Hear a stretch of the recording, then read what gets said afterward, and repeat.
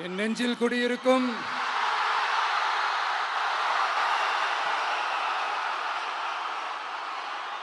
திருநெல்வேலி மக்கள் உங்கள் அனைவருக்கும் என்னுடைய வணக்கம். வணக்கம் வணக்கம் வணக்கம் வணக்கம். எல்லாரும் எப்படி இருக்கீங்க?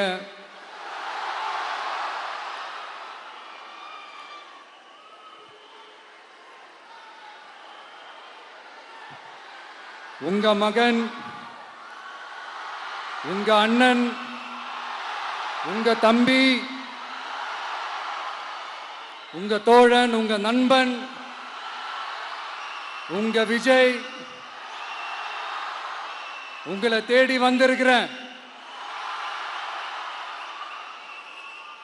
இந்நேரம் திமுக கையில அந்த முழு பவரும் இருந்திருந்தா, இந்நேரம் ஸ்டாலின் சார் கையில் அந்த முழு பவர் இருந்திருந்தா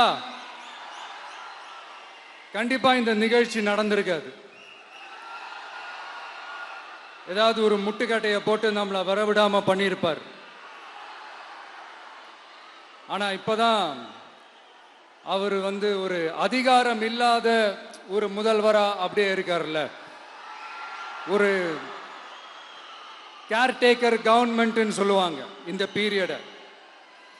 ஸோ அப்படி இருக்கிறதுனாலயோ என்னமோ கொஞ்சம் ஈஸியாக வர முடிஞ்சதுன்னு நினைக்கிறேன். அது மாதிரி இந்த திமுக கவர்மெண்ட் நமக்கு எவ்வளவு பிரச்சனைகள், எவ்வளவு நெருக்கடிகள், எவ்வளவு அவதூறுகள், அவங்களையும் தாண்டி இன்னும் சில பேர் இன்னும் நிறைய அவதூறுகள் எல்லாமே பரப்புனாங்க.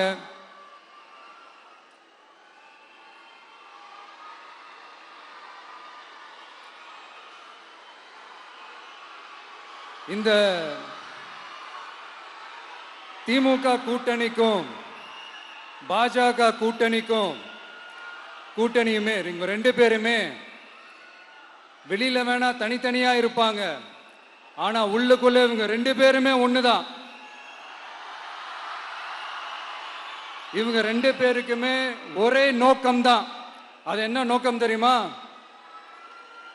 உங்களுக்காக நல்லது செய்ய, உங்களுக்காக உழைக்க, உங்களோட கூடவே நிக்க இந்த விஜய் வந்துடக்கூடாது. அதுதான் அவங்களுடைய அந்த நோக்கமே. ஏன்னா இந்த விஜய் வந்ததிலிருந்து அவங்க நிறைய இந்த ஊழல்லாம் செஞ்சுக்கிட்டு இருந்தாங்கல்ல, ஒரு லிஸ்ட் போட்டு சொன்னல, அதெல்லாம் அவங்களால செய்ய முடியாம போச்சு. எல்லாத்துலயும் மண்ணு விழுந்துருச்சு. அதனால சம கோபத்தில் இருக்கிறாங்க என் மேல. அதே மாதிரி அடுத்து ஆட்சிக்கு வர முடியாத ஒரு சூழ்நிலைய மக்களே நீங்களே ஆல்ரெடி உருவாக்கிட்டீங்க. இந்த கூட்டணி கணக்கு, அந்த கணக்கு, இந்த கணக்கு எதுவுமே எடுபடல. இந்த அரித்மேட்டிக் கணக்கு, மேத்தமேட்டிக்ஸ் கணக்கு எல்லாமே மண்ணுக்குள்ள புதைச்சிட்டீங்க. அப்புறம் இந்த கொள்ளையடிச்சு வச்சிருக்கிற இந்த பணத்தை எல்லாம் வச்சு கல்லாப்பட்டி கூட்டணின்னு ஒன்று சேர்த்து வச்சிருந்தாரு. அது எல்லாமே இப்ப கலகலத்து போய் நிக்குது. டாப் தனியா, பாட்டம் தனியா, ரீப்பர் தனியா, ஜாயிண்ட் தனியா, அப்படி நிக்குது தனித்தனியா. எல்லாமே அப்படியே ஒட்ட வச்சுக்கிட்டு இருக்கிறாரு. கூட்டணி கட்சிக்காரங்களே ஒருத்தருக்கு ஒருத்தர் ஓட்டு போட்டுக்க மாட்டாங்க போல் இருக்கு. அப்படி இருக்கு நிலைமை இந்த திமுக கூட்டணியில. சரி, இவங்களுக்கு தான் இந்த நிலைமைன்னு பார்த்தா இந்த பாஜக தலைமையில் மற்றும் பலர் அவங்க நிலைமை இன்னும் மோசமா இருக்குது. அதனால மக்களே, இந்த திமுகவோட நேரடி கூட்டணிக்கும் மறைமுக கூட்டணிக்கும் நம்ம மேல காண்டு.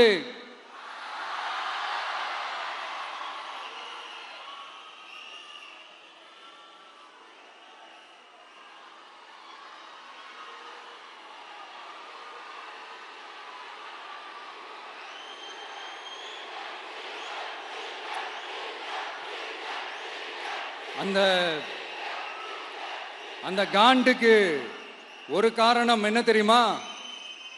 அவங்க வீட்டிலேயே, அவங்க குடும்பத்திலேயே விசில் சத்தம் பலமா கேக்குதான்.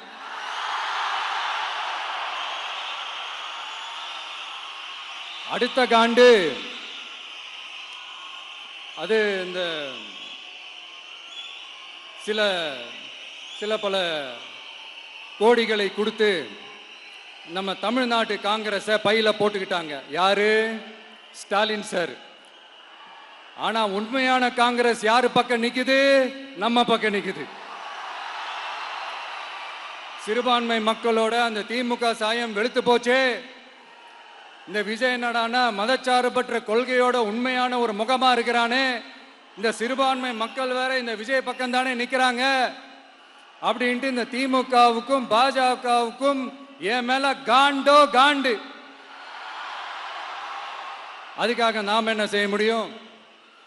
இந்த 33 வருஷமா ஒவ்வொரு வீட்டுக்குள்ளேயும் ஒவ்வொரு மனசுக்குள்ளேயும் போறதுக்கு நாம் பட்ட பாடு எனக்கு தானே தெரியும்.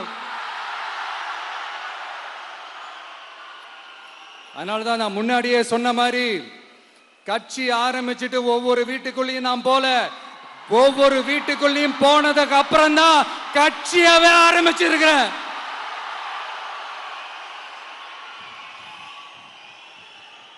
இது இந்த அரசியல் எல்லாத்தையும் தாண்டி இருக்கிற ஒரு உறவு.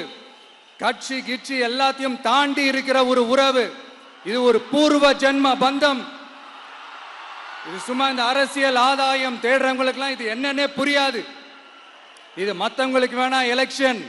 ஆனா இந்த விஜய்க்கும் விஜய் கூட நிக்கிறவங்களுக்கும் இது ஒரு இமோஷன். நான் சந்தோஷப்பட்டா மக்கள் சந்தோஷப்படுறாங்க, மக்கள் சந்தோஷப்பட்டா நான் சந்தோஷப்படுறேன். எனக்கு ஒண்ணுனா மக்களுக்கும், மக்களுக்கு ஒண்ணுனா எனக்கும். கண்ணு கலங்கும். எவ்வளவு அவதூறுகள். இந்த கரூர் விஷயத்தை பத்தி ஊருக்கே தெரியும். ஆனா போடு, விஜய் மேல பழிய போடு. என்னடா இவ்வளவு பெரிய ஒரு பழிய தூக்கி விஜய் மேல போட்டாலும் மக்கள் விஜய் கூடவே நிக்கிறாங்க. இது என்னடா அதிசயமா இருக்குது அப்படின்ட்டு அது ட்ரை பண்ணி பார்த்தாங்க. அது மக்கள் கிட்ட எடுபடல. சரி, அடுத்து வேற என்ன பண்ணலாம்? முடக்கு. ஜனநாயகனா முடக்கு. படத்தை முடக்குனா கொஞ்சம் பையன் கொஞ்சம் டிஸ்டர்ப் ஆயிடுவான். அதனால படத்தை முடக்கு. இது யாரு முடக்குனாங்கன்றது உங்களுக்கே தெரியும். அது நான் சொல்ல வேண்டிய அவசியம் உங்களுக்கு இல்லை. ஆனா இவனாடா இவன் படத்தை முடக்கினாலும் அவன் பாட்டுக்கு அதை கண்டுக்காம அவன் பாட்டுக்கு வேலையை பார்த்துட்டு போயிட்டே இருக்கான். அதுவும் எடுபடல. சரி, அடுத்து வேற என்ன பண்ணலாம்? போடு, SOPன்னு ஒண்ணு போடு. விஜய்க்கு மட்டும் தனியா ரூல்ஸ், தனியா ரெகுலேஷன்ஸ், தனியா கண்டிஷன்ஸ். அவனுக்கு மட்டும் போடு. மற்ற கட்சிகள்லாம் விடு, விஜய்க்கு மட்டும் தனி கண்டிஷன்ஸ் போடு. அவன் வெளியவே வரக்கூடாது, மக்களை சந்திக்கவே கூடாது. என்னாச்சு? அதுவும் எடுபடல. சரி, அடுத்து வேற என்ன பண்ணலாம்? நம்மளை சுத்தி இருக்கிறவங்களை வச்சு, அதாவது இத்தனை வருஷமா வெயிட் பண்ணி இப்போ எலெக்ஷனுக்கு 30 நாளைக்கு முன்னாடி கரெக்டா அந்த டைம் பார்த்து ஒரு அவதூறு பரப்ப வேண்டியது. அது என்னன்னு உங்களுக்கே தெரியும். அதுவும் மக்கள் கிட்ட எடுபடல. அது மாதிரி எத்தனை சோதனைகள், எத்தனை வேதனைகள் நீங்க கொடுத்தாலும் இந்த திமுக நாளையோ இல்ல இந்த பாஜக நாளையோ இல்ல இந்த மற்ற பலர் நாளையோ இல்ல எந்த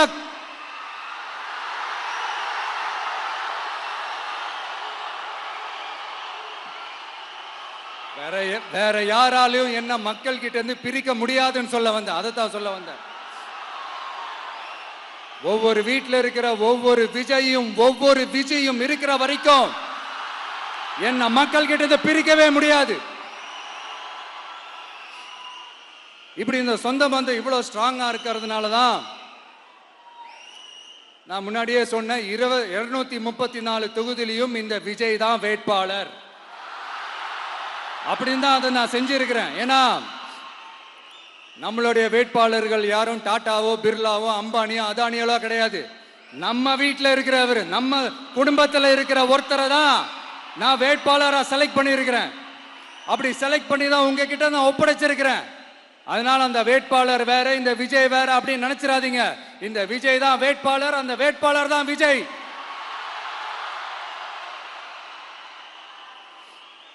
இத்தனை வருஷம் யார் யாருக்கோ ஓட்டு போட்டீங்க. ஆனா இந்த வருஷம் உங்க வீட்டில் இருக்கிற ஒருத்தருக்கு, உங்க வீட்டில் இருக்க நம்ம குடும்பத்தில் இருக்கிற ஒருத்தருக்கு நம்ம ஓட்டு போட போறோம்.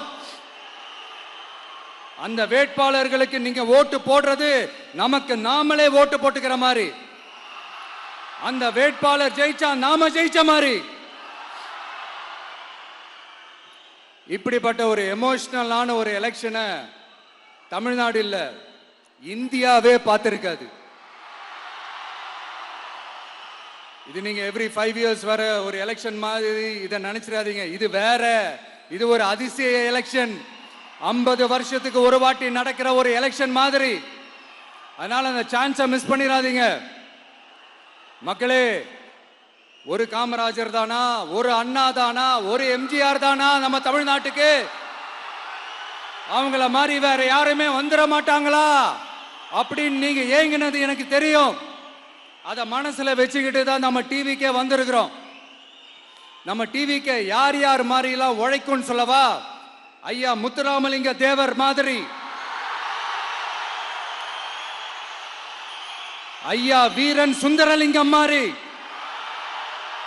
ஐயா வாவுசி மாதிரி, ஐயா அழகு முத்துக்கோன் மாதிரி, ஐயா கட்டபொம்மன் மாதிரி, ஐயா ஒண்டி வீரன் மாதிரி, ஐயா குரூஸ் பெர்னாண்டஸ் மாதிரி, மாதிரி ஒட்டுமொத்த தமிழ்நாட்டு மண்ணுக்கும் உழைக்கும், உழைச்சிக்கிட்டே இருக்கும். இந்த எலெக்ஷன்ல நம்ம டிவிக்கு ஆட்சி அமைஞ்சா அது என்ன அமைஞ்சா? அமைக்கிறோம். எப்படி அமைக்கிறோம்? நம்ம டிவிக்கு ஆட்சி அமைஞ்ச உடனே பெண்கள், இளைஞர்கள் எல்லாருமே நல்லா இருப்போம், நல்லா இருப்போம், நல்லா இருப்போம். விவசாயிகள், மீனவர்கள், உழைக்கிற மக்கள் எல்லாருமே நல்லா இருப்போம், நல்லா இருப்போம், நல்லா இருப்போம். இன்னும் பல வருஷத்துக்கு நம்மளுடைய குடும்பங்கள், நம்மளுடைய சந்ததிகள், நம்மளுடைய தலைமுறைகள் எல்லாருமே நல்லா இருப்போம், நல்லா இருப்போம், நல்லா இருப்போம். அதனாலதான் மீண்டும் மீண்டும் சொல்றேன், வேற யாருக்காவது ஓட்டு போட்டு உங்க ஓட்டை வேஸ்ட் பண்ணிடாதீங்க. அதனாலதான் பார்த்து பார்த்து உங்களுக்கான வாக்குறுதிகளை நாம அதை அறிவிச்சிட்டு இருக்கிறோம். சொல்லாததை, செய்ய முடியாததெல்லாம் சொல்லவே மாட்டோம். அதுல ரொம்ப உறுதியா இருக்கிறோம். சொல்லாததை செய்வோம், அது வேற விஷயம். ஆனா செய்யறத மட்டும் தான் சொல்லுவோம். யங்ஸ்டர்ஸ், விவசாயிகள், மீனவர்கள், இந்த மாதிரி பல திட்டங்கள் இருக்கு, எல்லாத்தையுமே நிறைவேற்றுவோம். இந்த விஜய் அதை சாத்தியமாக்கி காட்டுவான். இதை நான் ஏன் இவ்வளவு ஸ்ட்ராங்கா சொல்றேன் அப்படின்னா, மக்கள் பணத்திலிருந்து ஒரு பைசா கூட தொட வேண்டிய அவசியமே எனக்கு இல்லை. உங்களுக்கு புரியுதுங்களா? உங்களுக்கு மக்களுக்கு தப்பே நடக்காது, தப்பே நடக்க விட மாட்டேன். இப்ப நான் சொன்னேன்ல, மக்கள் காசுல இருந்து ஒரு பைசா கூட தொட மாட்டேன்னு. அதை இப்ப ஆண்டுகிட்டு இருக்கிறவங்க, இதுக்கு முன்னாடி ஆண்டவங்க தில்லா சொல்ல முடியுமா? என்னை எதிர்த்துட்டு இருக்கிறவங்களால தில்லா, கட்ஸா, கெத்தா இத சொல்ல முடியுமா? நீங்க ஒழுங்கா ஆட்சி நடத்திருந்தா பெண்கள் பாதுகாப்பு ஏன் இவ்வளவு மோசமா இருக்குது? இளைஞர்களுக்கு ஏன் வேலை வாய்ப்பு இல்லாம போச்சு? போதைப் பொருள் கலாச்சாரம் ஏன் அதிகமா இருக்கு? சட்டம் ஒழுங்கு ஏன் சரியா இல்ல? வன்முறை ஏன் தலைவரிச்சு ஆறுது? இதுக்கு உங்களால பதில் சொல்ல முடியுமா ஸ்டாலின் சார்? பதில் சொல்ல தகுதி இருக்கான்னு தான் கேட்டிருக்கணும். ஆனா கொஞ்சம் நாகரிகம் கருதி அப்படி வேணான்னு பாக்குறேன். 2-2.5 வயசு குழந்தைய துள்ள துடிக்க உங்க திமுக நிர்வாகி ஒருத்தன் கொன்னானே, அதுக்கு என்ன பதில் சொல்ல போறீங்க? விளாத்திக்குளம் பக்கத்துல +2 படிக்கிற ஒரு பொண்ணு டாய்லெட் வசதி சரியா இல்லாம ஒரு அவசரத்துக்கு காட்டு பக்கம் போய் ஒதுங்கினாங்களே, என்னாச்சு? இந்த உலகத்தை விட்டே போயிட்டாங்க. அதுக்கு என்ன பதில் சொல்ல போறீங்க? இந்த பிள்ளைங்களை உங்களால திருப்பி கொடுக்க முடியுமா சார்? 5 வருஷமா போலீஸ் டிபார்ட்மெண்ட்டை கையில வச்சுக்கிட்டு என்ன சார் பண்ணீங்க? பொம்மைகள் மாதிரி வச்சு விளையாடிட்டு இருந்தீங்களா? ஒரு மனசாட்சின்றது வேணாம். நாங்குநேரி பிரச்சனையை பத்தி பேசினா அது போதையில நடந்துச்சான், போதை பொருட்கள்னால அது நடந்துச்சான். பெரிய கண்டுபிடிப்பு எங்களுக்கு தெரியாது பாரு, அது எங்களுக்கும் தெரியும் உங்களுக்கும் தெரியும். கேள்வி அது இல்ல, அதை ஏன் தடுக்கலன்றதுதான் எங்களுடைய கேள்வி. இது மட்டுமா? மணலை திருடுறாங்க, மண்ணை திருடுறாங்க, மலைகளை முழுங்குறாங்க, சட்டவிரோதமாக கல்குவாரி நடத்துறாங்க, மணல் மாஃபியா அது ஒரு பக்கம் நடந்துகிட்டு போகுது. இன்னொரு பக்கம் மினிஸ்டர்ஸ் கொள்ளையடிக்கிறாங்க, இன்னொரு பக்கம் குடும்பமா சேர்ந்து கொள்ளையடிக்கிறாங்க. டாஸ்மாக்ல ஊழல், நகராட்சி துறையில ஊழல், இப்படி ஊழல் ஊழல், ஆட்சி முழுக்க ஊழல் ஊழல்லே ஊறி போய் நாரி போய் கிடக்குது. எந்த மூஞ்ச வச்சுக்கிட்டு சார் வந்து ஓட்ட கேட்பீங்க?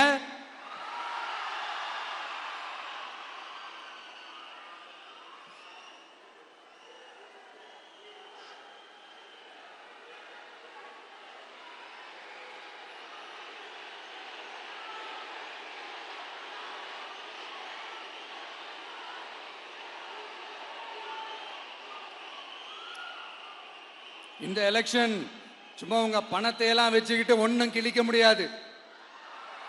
உங்க பணத்தை எல்லாம் வச்சு மக்கள் எல்லாம் விலைக்கு வாங்கவே முடியாது. இது ஒரு மாற்றத்திற்கான ஒரு எலெக்ஷன். ஒட்டுமொத்த தமிழ்நாட்டு மக்களும் அந்த மாற்றத்தை கொண்டு வர போற அந்த எலெக்ஷன். இது உங்களாலேயோ இல்ல அந்த மற்றும் பலர்னாலேயோ ஒன்னும் தடுக்க முடியாது. அதனால மக்களே, ஏப்ரல் 23 காலையில சும்மா பக்காவா ரெடி ஆயிட்டு வீட்டில் இருக்கிற சாமியெல்லாம் கும்பிட்டுட்டு உங்க ஓட்டர் ஐடி கார்டை கையில் எடுத்துக்கிட்டு முதல்ல பூத்துல போய் நின்று அந்த விசில் சின்னத்துக்கு நேரா இருக்கிற அந்த பட்டனை ஒரு அழுத்துங்க. இது ஒரு தலைமுறைக்கான ஒரு தேர்தல், உங்களுக்கான தேர்தல். எப்பேற்பட்ட வசதியான வாழ்க்கையா இருந்தாலும் எல்லாத்தையும் தூக்கி எறிஞ்சிட்டு உங்களுக்காக மட்டுமே வந்திருக்கிறேன். உங்களுக்காக நன்றி கடன் செலுத்துறதுக்காக மட்டுமே வந்திருக்கிறேன். அத்தனை வழிகளையும் தாங்கிக்கிட்டு உங்களுக்காக மட்டுமே வந்திருக்கிறேன். ஒரு நாளும் பொய் சொல்லி உங்களை நான் ஏமாத்தவே மாட்டேன். இந்த 4 முனை போட்டி, 40 முனை போட்டி, எத்தனை முனை போட்டின்னு எத்தனை உருட்டினாலும் இங்க 2 முனை போட்டி மட்டும்தான். ஒண்ணு, இன்னொன்னு எஸ், ஒன்னு டிவிகே, இன்னொன்னு டிஎம்கே. மக்கள் விரோத ஆட்சி நடத்துற ஸ்டாலின் சார் வேணுமா? மக்களை நேசிக்கிற உங்க விஜய் வேணுமா? அவ்வளவுதான் இந்த எலெக்ஷன். அதனால உங்க மகனுக்கு, உங்க அண்ணனுக்கு, உங்க தம்பிக்கு, உங்க பிள்ளைக்கு